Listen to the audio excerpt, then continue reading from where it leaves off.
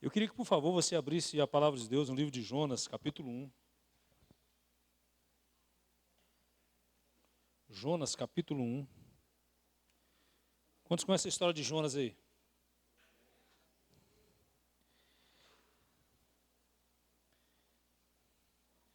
Jonas, capítulo 1, a partir do verso 1. Quem não conhece a história de Jonas? Amém. Diz assim a palavra do Senhor. A vocação de Jonas e a sua fuga e o seu castigo, é o título aqui da minha Bíblia. Veio a palavra do Senhor a Jonas, filho de Amitai, dizendo: Dispõe-te, vai à grande cidade de Nínive e clama contra ela, porque a sua malícia subiu até mim.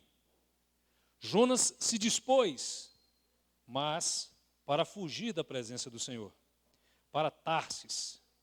E tendo descido a Jope, achou um navio que ia para Tarsis. Pagou, pois, a sua passagem e embarcou nele, para ir com eles para Tarsis, para longe da presença do Senhor. Mas o Senhor lançou sobre o mar um forte vento e fez-se no mar uma grande tempestade.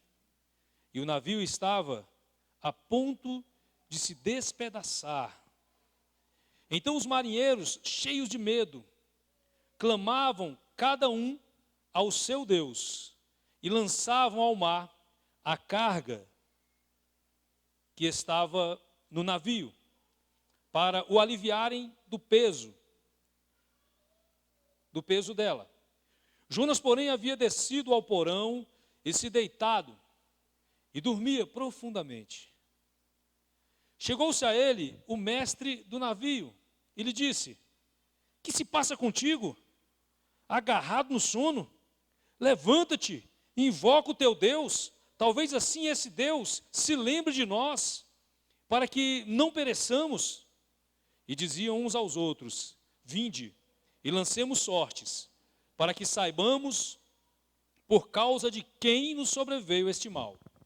E lançaram sortes, e a sorte caiu sobre Jonas. Então lhe disseram: Declara-nos agora, por causa de quem nos sobreveio este mal. Que ocupação é a tua?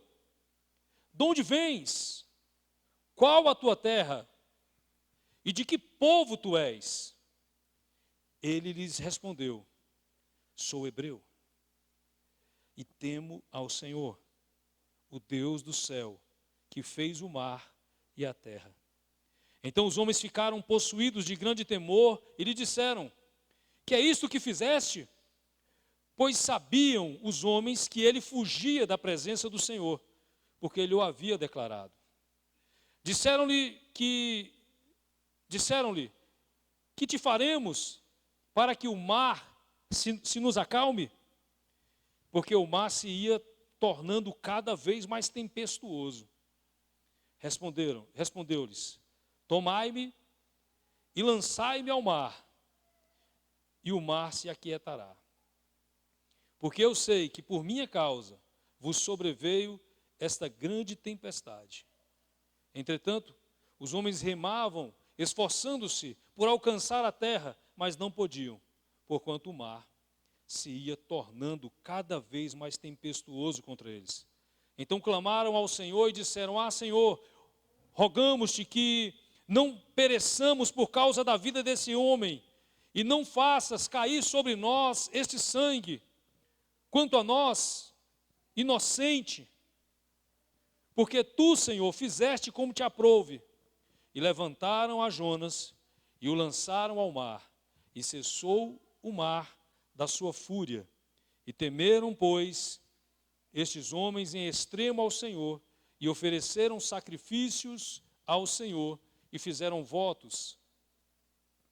Deparou o Senhor um grande peixe, para que tragasse a Jonas, e esteve Jonas 3 dias e 3 noites no ventre do peixe. E aí nós conhecemos a história que ali no ventre do peixe, Jonas, ele faz uma oração e o peixe o conduz até a praia de Nínive, que era o destino que Deus havia determinado para Jonas. Era a palavra que Deus havia determinado para Jonas. E ali Jonas, ele prega a palavra de Deus em Nínive.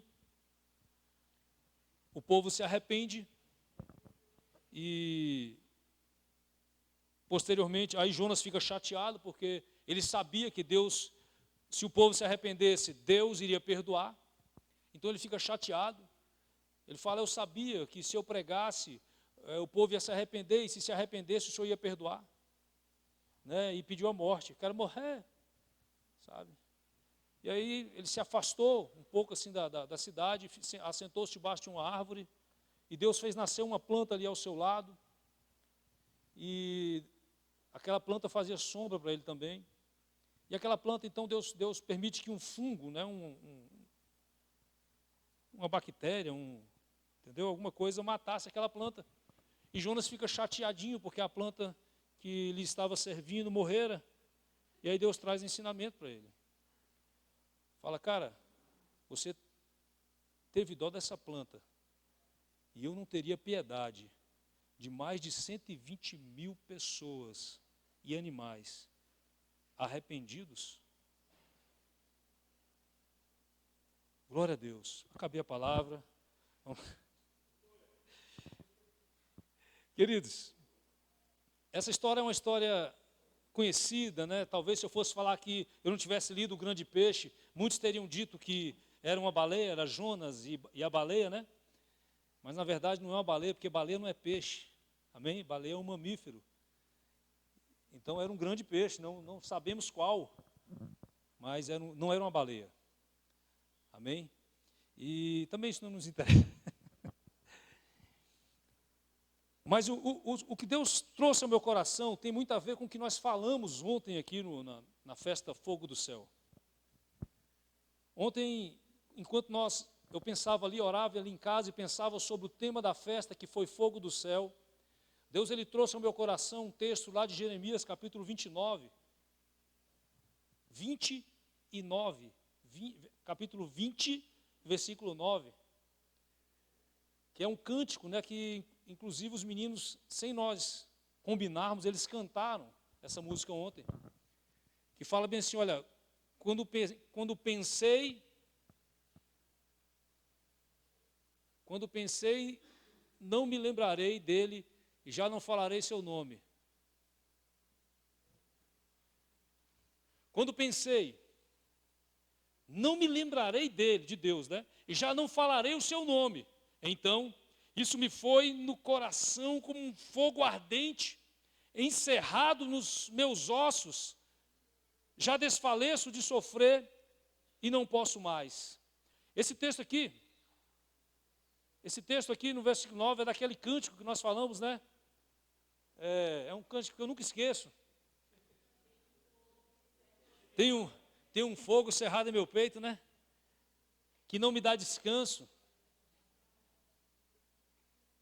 E nesse momento aqui, eu falei ontem, mas eu quero só trazer um resumo para vocês. É um momento em que Jeremias, depois de levar uma surra de um sacerdote, o profeta Jeremias sofreu muito no seu chamado. Ele não era muito valorizado como profeta, né? Ele era jovem, era novo. E no princípio ali, nesse momento ele acaba de levar uma surra de um sacerdote. Ele fala, cara, não dá mais para mim. Eu não vou mais falar do nome de Jesus, eu desisto. Eu jogo a toalha, acabou. Não quero saber mais. Não vou pregar mais. Aí arde um negócio no peito dele, irmão. Sabe aquela chama, aquele fogo ardendo assim dentro dele. E ele fala que ele não conseguiu. Sabe, ele não conseguiu. Ele teve que continuar a pregar a palavra do Senhor. E a Bíblia Sagrada fala que, embora com dificuldades, Jeremias, ele terminou, ele anunciou a palavra conforme Deus o havia ordenado. Deus completou na vida de Jeremias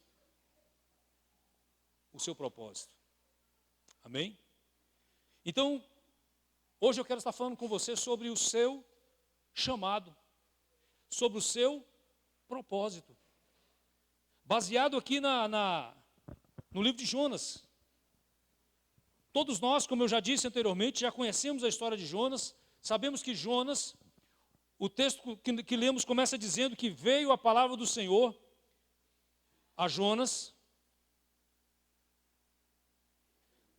Veio a palavra do Senhor a Jonas, filho de Amitai, dizendo: dispõe-te e vai à grande cidade de Nínive e clama contra ela, porque a sua malícia subiu até mim.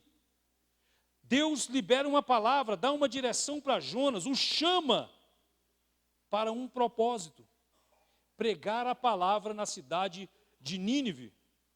E o texto continua dizendo, ele fala bem assim: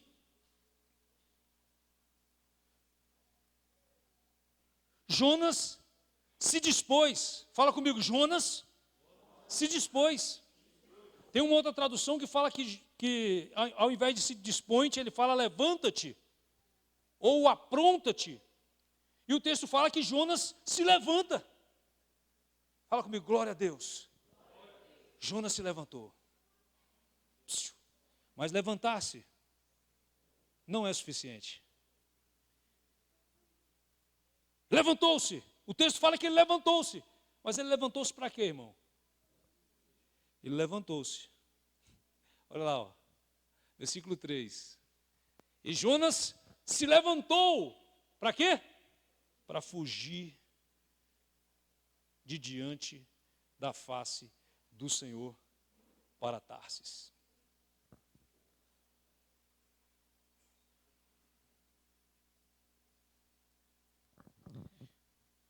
O cerne disso do que eu quero falar nessa noite é sobre a importância de nós cumprirmos o nosso chamado. É de nós não fugirmos, não jogarmos a toalha, como Jeremias queria fazer, não desistirmos da nossa vocação e do nosso chamado. A mensagem central nessa noite que eu quero te dizer é: filho, filha que aqui está, não desista do seu chamado. Não desista. O sacerdote ainda não te deu uma surra, sim ou não? Jeremias tinha levado uma surra.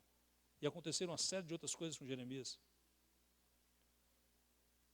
E o intento de Satanás com todas essas afrontas e ventos contrários é fazer com que eu e você desistamos do nosso chamado. Então não desista do seu chamado. E quando eu pensava nesse texto, por que Jonas ele escolheu a cidade de Tarsis? Porque a cidade de Tarsis, ela era o oposto. Ela estava na direção contrária de Nínive. Deus havia chamado Jonas para ir para Nínive. Vai e prega para Nínive. Sabe? Jonas, ele não vai. Ele escolhe ir para uma direção contrária, vai para um lugar diferente do chamado de Deus. Aí você pode falar: pastor, mas você estudou direitinho essa história? Você sabe por que Jonas não quis ir pregar em Nínive? Porque Nínive era uma das principais cidades da Assíria, e a Assíria assolava Israel. E o povo de Nínive era conhecido pela sua crueldade. Sabe, eles eram maus, homens maus.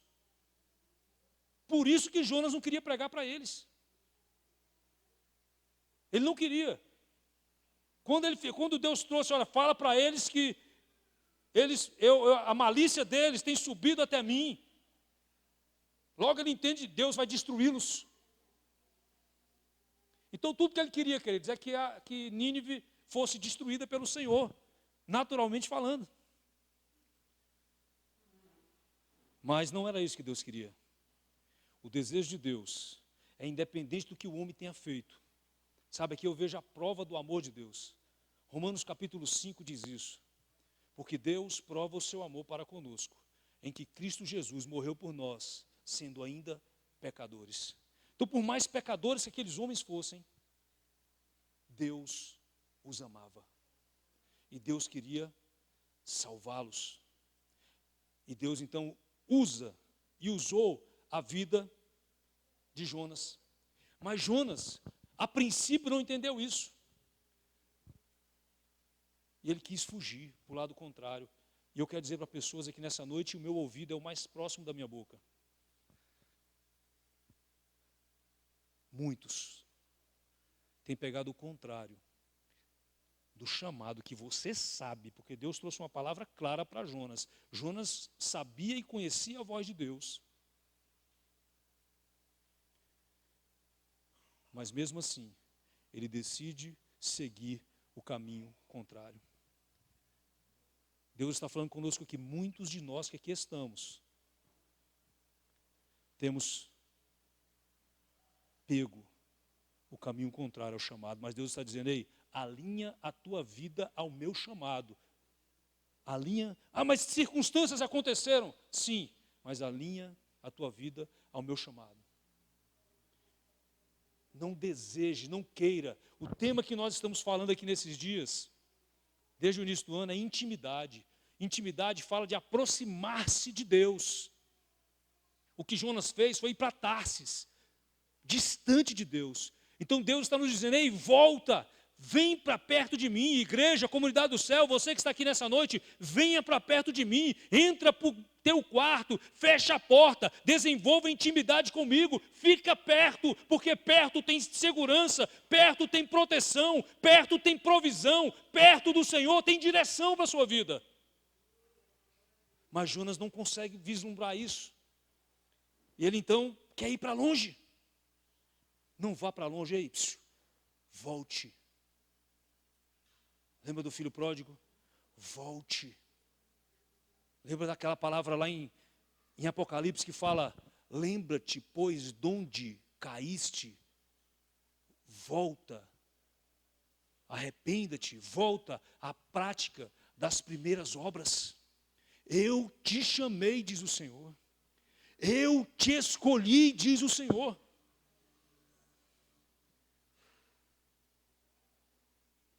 E Jonas, mesmo conhecedor, ele decide pagar um preço. O texto fala que ele pagou uma passagem. Ele desceu até Jope, sabe, e pagou uma passagem. Pagou um preço, irmão, para ir para o caminho contrário. Tem muita gente pagando um alto preço para ir para longe de Jesus. Porque está longe de Jesus. Tem muita gente pagando um preço altíssimo para caminhar fora da nuvem, sabe, fora da nuvem. Longe da proteção de Deus. Mas Deus te trouxe aqui nessa noite para te dizer, volta para baixo da nuvem. Volta para debaixo das minhas asas. Só aqui tem proteção e segurança. Amém, queridos? E ele então paga esse preço. E aí, Jonas abandona a sua missão. Ele abandona a sua missão.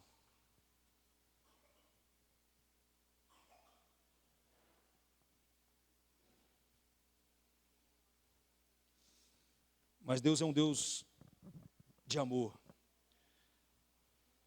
É um Deus que cumpre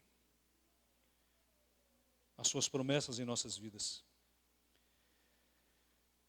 Deus, então, ele propicia uma maneira de trazer Jonas para o eixo. Como é que Deus fez isso, queridos? Jonas entrou no barco, estava indo para o lado contrário. Deus, então, o que ele faz? Eu falei, não, Jonas, você não entendeu, cara. Eu quero você em Nínive. Deus está falando com pessoas aqui, eu quero você em Nínive. Eu quero você pregando a minha palavra.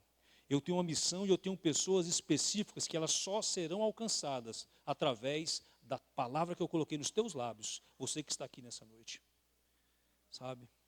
A palavra que eu coloquei nos teus lábios. E eu quero que você vá. É você que tem que ir lá pregar, Jonas.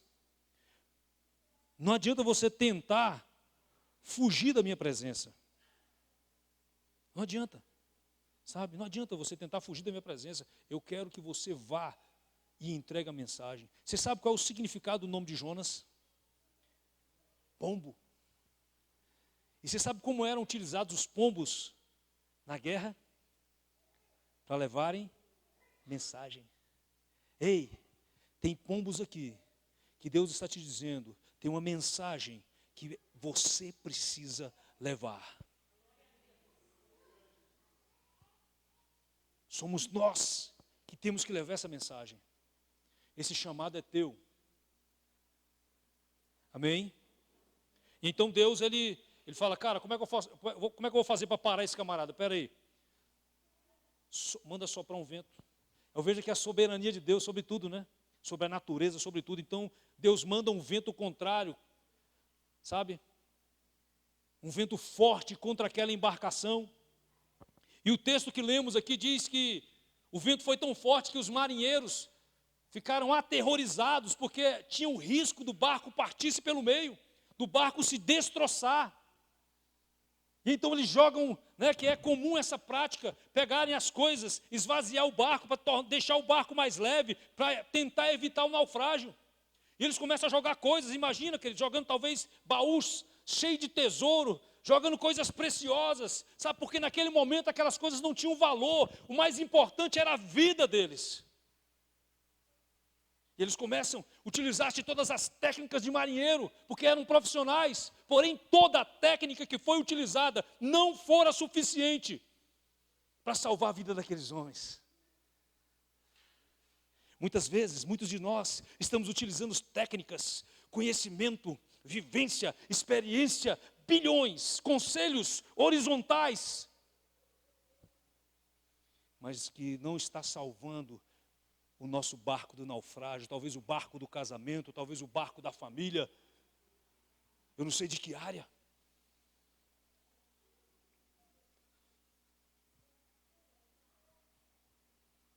Mas quando aqueles homens, eles decidem, na ignorância deles, buscar o divino, Deus se manifesta. Você entende? Eles começaram a clamar pelos seus deuses. E aí um deles encontra Jonas aonde? Dormindo. Profundamente. Sabe? Dormindo no rumo contrário ao propósito de Deus. Tem muita gente dormindo. Não é só aqui não. Mas tem muito crente dormindo, irmãos, para o chamado de Deus. Tem muita gente dormindo para cumprir o propósito que Deus determinara sobre a sua vida. Tem muita gente desacordada, que mesmo na tempestade, o vento contrário arrebentando tudo, sabe, com o risco de morrer afogado, não acorda, não consegue, o sono profundo. Mas Deus, ele manda alguém, manda o capitão do barco lá, irmão, e sacode Jonas. Fala, rapaz, tu está ficando doido, como é que tu está dormindo, meu irmão? Nós vamos morrer. Acorda para Jesus, meu irmão. E aí Jonas acorda, sabe? E se dá conta de toda a situação. E aqueles homens, eles perguntam, quem é você, cara? Qual é a tua ocupação? Da onde você é, meu filho, pelo amor de Deus? Ei, lá no miolo, lá no olho do furacão, lá no fundo do poço, o barco já estava tudo que era de valor, querido, sabe? Porque tem muita gente que vai, quando eu estava pensando nesse texto aqui, vendo aqueles marinheiros jogando fora as coisas de valor, sabe, não se importando mais com aquilo, eu me lembrei da nossa vida. Quantas vezes a gente está pensando só em colocar, nas coisas naturais, aí para nós, o que tem de valor, sabe, vamos colocando no nosso barco, valorizando só as coisas dessa terra, só as coisas dessa vida, sabe, mas chega um momento que o sapato aperta, parceiro, que essas coisas não perdem, elas perdem o valor.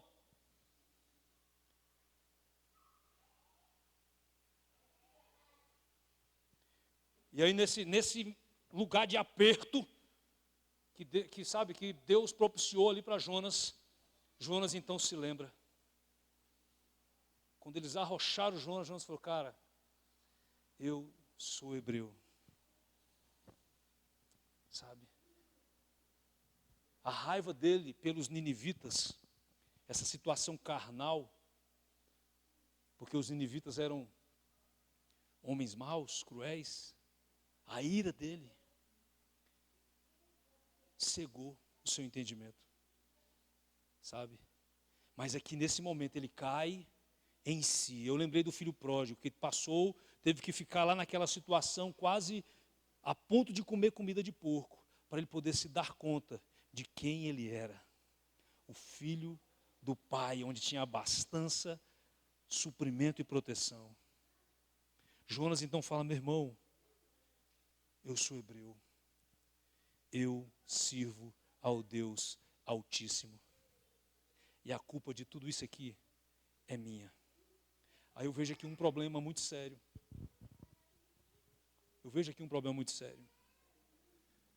Quando nós estamos no afã da ira, sabe? Com raiva de certas coisas, como ele estava com raiva dos... Eu não vou pregar, eu não vou mais falar de Jesus, para esse pessoal eu não vou, para essa igreja eu não vou, para esse ministério eu não canto mais. Sabe, talvez com raiva porque seu time perdeu. Já te falei, cara. Torce pro Botafogo. Essas risadinhas é que eu te falo. No calor da ira, nós decidimos, como Jonas decidiu, desobedecer. E aí qual foi o problema? Qual o problema sério que eu vejo aqui? Que se fosse só aquele infeliz, aquele pombo infeliz, num barquinho remando, e Deus afundasse ele, era problema dele, individual, de sua desobediência. Mas o que acontece aqui, irmão? Quando nós desobedecemos, como Jonas desobedeceu, acaba resvalando em pessoas. Não é prejuízo só para nós. Imagina, aqueles camaradas estavam levando cargas, talvez, importantes, mas porque um desobediente entrou no barco, eles tomaram prejuízo e quase morreram. Cuidado com quem você deixa entrar no barco da sua vida. Cuidado, irmão. Toma cuidado. De repente você está tomando prejuízo, está levando só, sabe, na cabeça, por alianças que você faz. Ou que você fez. Cuidado. Não, meu irmão, o importante é que ele pagou a passagem. A desobediência de Jonas quase causou a morte daqueles homens. Eu quero trazer essa reflexão para nós hoje.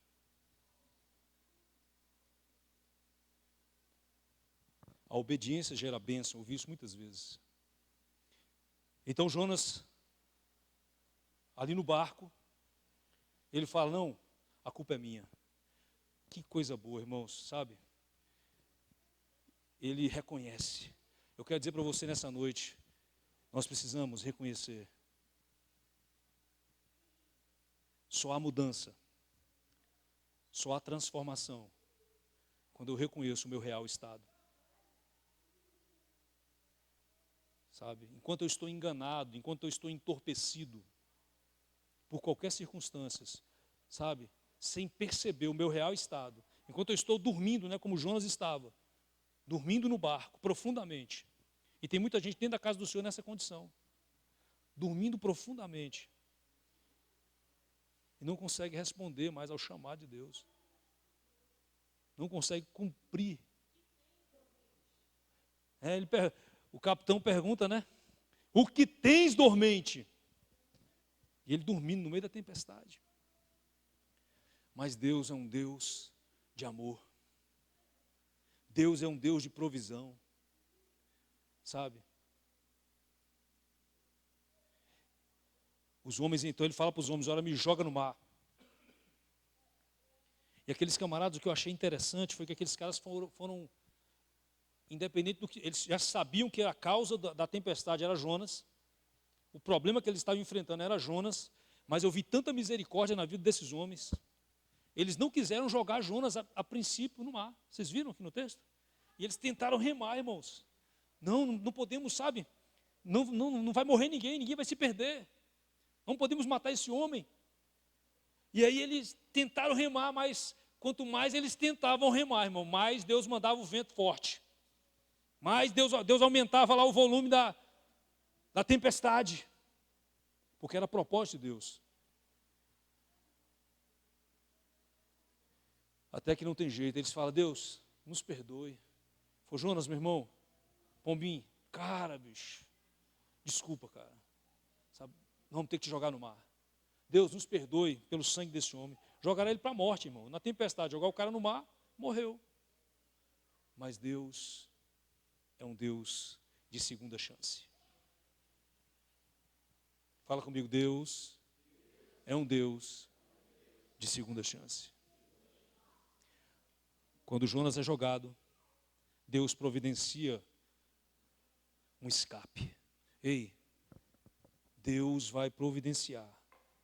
Obrigado, meu amor.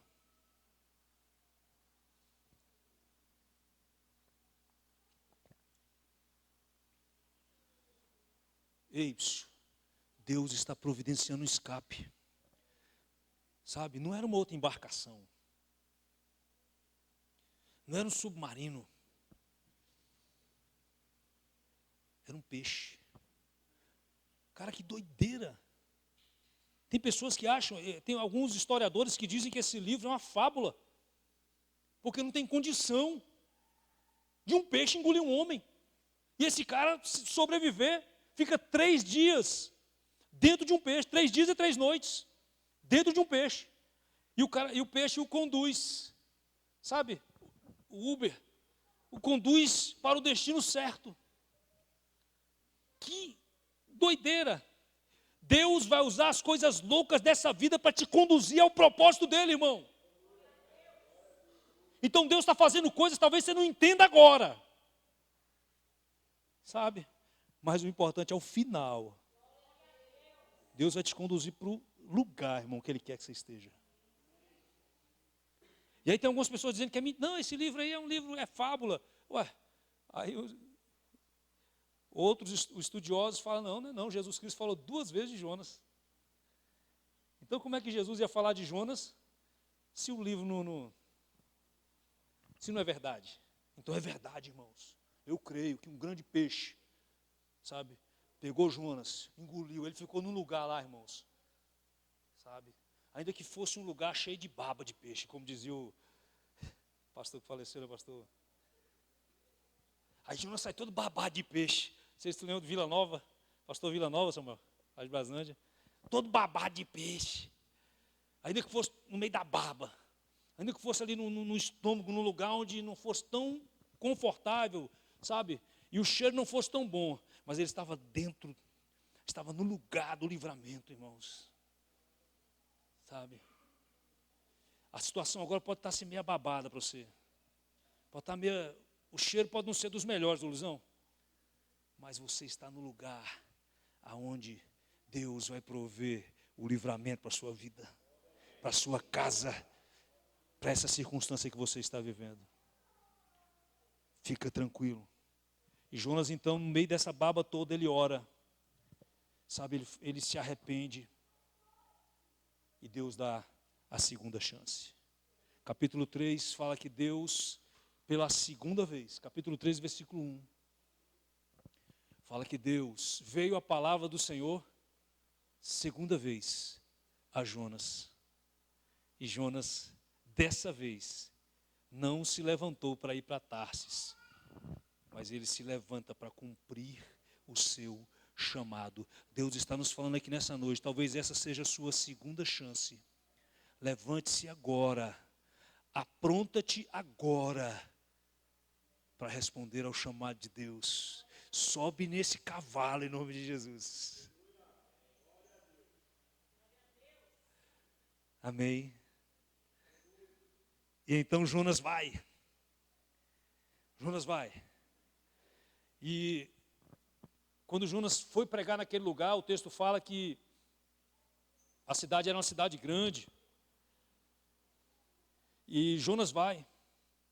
E o que eu achei interessante é que a palavra que Jonas utilizou-se ali para pregar para Nínive foi uma mensagem simples, irmãos.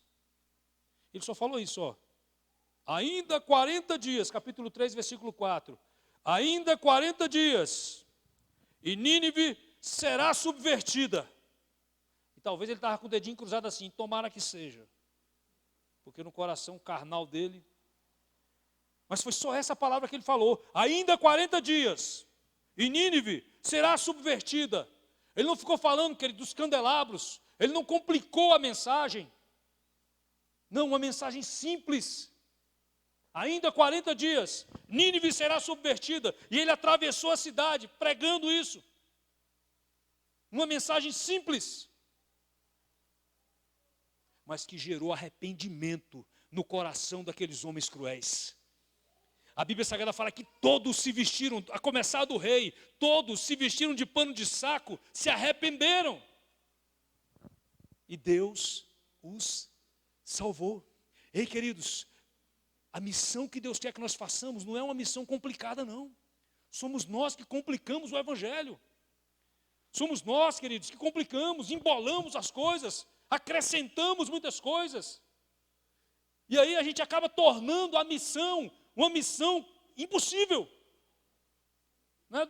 Do irmão Tom Cruise, missão impossível.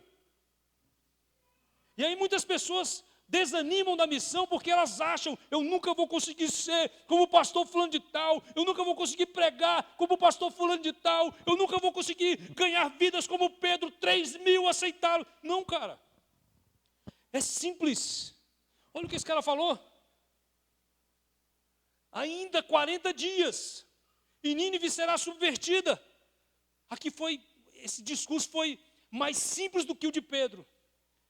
E muito mais vidas se converteram, se renderam, não apenas levantaram a mão, religiosamente aceitando Jesus. A Bíblia fala que eles se arrependeram e mudaram de atitude. Mais de 120 mil pessoas se converteram com uma palavra simples. Não complica, e não é complicado, o teu chamado é simples, é só isso aí. Deus ele não vai exigir de mim, de você, nada que nós não tenhamos. É simples, irmãos. De repente é só virar e falar, ó, ainda 40 dias. Se tu não se tomar um posicionamento, ainda 40 dias, meu irmão, tu está no sal. De repente é só isso que a pessoa precisa ouvir. Eu me lembrei de um texto lá em João capítulo 16, versículo 8. A Bíblia Sagrada fala lá em João, ó, quando ele vier, quem? O Espírito Santo. O que o Espírito Santo vai fazer? Convencerá o mundo do pecado, da justiça e do juízo. Fala comigo, quem convence o mundo é o Espírito Santo. Não é a nossa eloquência, não é a nossa performance, não é o tamanho da nossa igreja, não é quantos seguidores nós temos,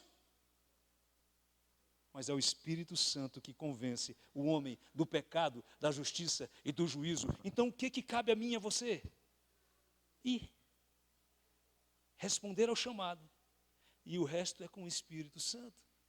Ir e simplesmente anunciar a palavra, pregar o Evangelho, e o resto é com o Espírito Santo. É Ele quem convence do pecado. É Ele quem convence da justiça. É Ele quem convence do juízo. É simples, irmãos. O que eu quero dizer para você aqui nessa noite é que conforme a história de Jonas, no início, Jonas quis desistir, pegou um caminho contrário, pagou um alto preço, sofreu o que sofreu. Mas no final, ele cumpriu o seu chamado. O nosso chamado, irmãos, não é, sabe, não podemos nos iludir. Não vai ser um mar de rosa sempre. Não. Vamos ter percalços, passar por circunstâncias, alguns ventos contrários, talvez alguns naufrágios, algumas lutas. Mas o importante é que lá na frente nós façamos como Paulo fez? Combati o bom combate, acabei a minha carreira. Eu tenho a minha consciência livre de que eu acabei a minha carreira e guardei a minha fé. Isso é o mais importante. Sabe, eu quero descansar naquele grande dia, irmão, com essa consciência de que acabei minha carreira. Sabe? E não perdi a minha fé. Não perca a sua fé, querido. Não perca a sua fé. Deus tem uma obra linda. Talvez não sejam só 120 mil pessoas. Ou talvez não sejam 120 pessoas. Talvez seja uma pessoa. Sabe? Eu me lembro de algumas histórias dos generais de Deus, heróis da fé, de uma pessoa que ganhou, a única pessoa que ganhou da vida, ele ganhou um Billy Graham da vida. Ganhou aquele cara, e aquele cara ganhou multidões. Sabe, de repente vai acontecer isso conosco, ou não, de repente você é o Billy Graham. De repente você é o grande evangelista. De repente você é o grande pastor. De repente você é o grande ministro. Através do louvor que sai dos teus lábios, do tocar da tua harpa, pessoas serão tocadas pelo Espírito Santo de Deus. Sabe, hoje com o recurso que nós temos, daqui nós tocamos o mundo. Daqui uma palavra pode alcançar o mundo inteiro. E é você que Deus quer usar, nessa simplicidade. Então, não desista do seu chamado. Exerça-o. Exerça-o. Mas eu não gosto muito. Jonas não gostava dos assírios. Ele não gostava dos ninivitas.